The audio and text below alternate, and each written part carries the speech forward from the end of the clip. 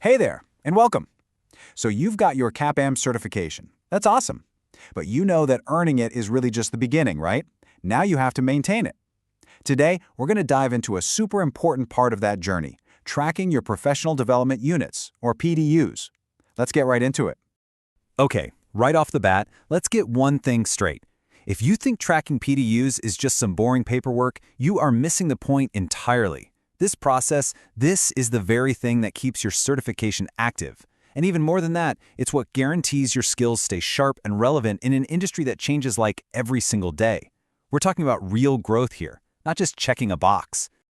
But, let's be real for a second. It's not always a walk in the park. A lot of people hit roadblocks that can turn what should be a simple task into a major headache. Does any of this sound familiar? You're kind of scratching your head thinking, why do I even have to do this? Or you're just totally confused about what activities even count as a PDU.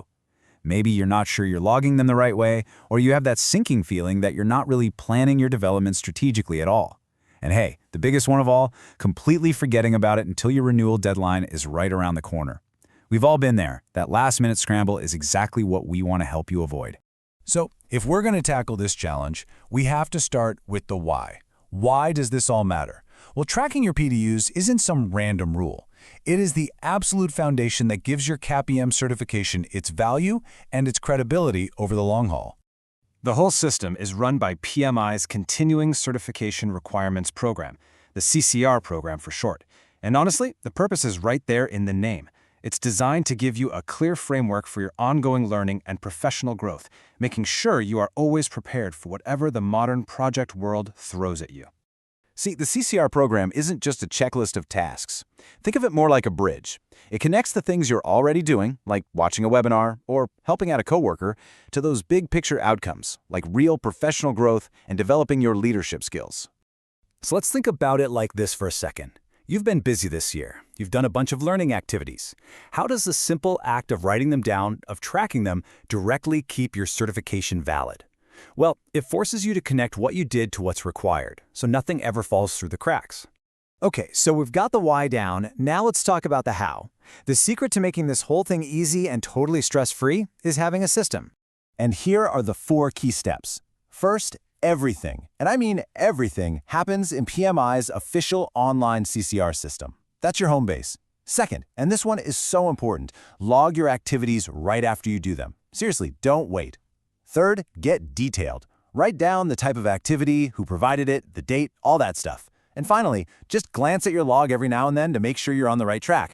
But what happens when you have different kinds of activities? Let's say you go to a formal workshop, but you also step up and lead a project at work. How do you sort and log each of those?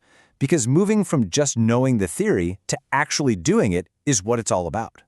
And that question leads us perfectly to our next big idea: not all PDUs are the same. The CCR program basically splits them into 2 big buckets: education and giving back. And trust me, understanding the difference is absolutely essential. It's actually pretty simple when you break it down. Education PDUs are all about what you learn, what you take in. Think courses, webinars, even reading a book. Giving back PDUs are about what you contribute, what you put back out into the world. That's stuff like volunteering your skills, mentoring someone new, or creating some content. Now, within the 15 PDUs you need over 3 years, there are a couple of rules. You need to earn at least 9 of those PDUs from education activities. And for the giving back category, you can claim a maximum of 6 PDUs. This balance makes sure you're building a really strong foundation of knowledge while also contributing to the profession. So let's put it all together with a quick scenario. Imagine you took an online course, you mentored a junior project manager, and you wrote a blog post. How would you categorize each of those to hit that 9 and 6 rule? Getting that right is the name of the game. But listen, if you're only tracking PDUs to check off a box for PMI, you are missing out on the real prize.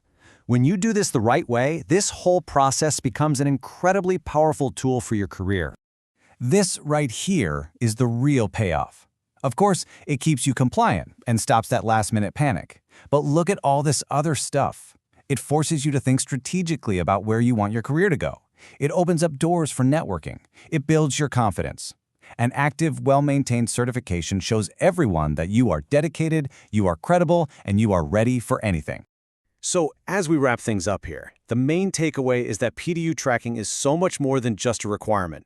It's actually a system that trains you to think strategically about your own growth and your own development. And building that skill isn't just about passing an exam or keeping your certification. It's about building a successful, rewarding, long-term career in project management. At the end of the day, mastering how you track your PDUs isn't just about keeping a credential active, it's about actively taking control and steering your own career. Thanks so much for watching.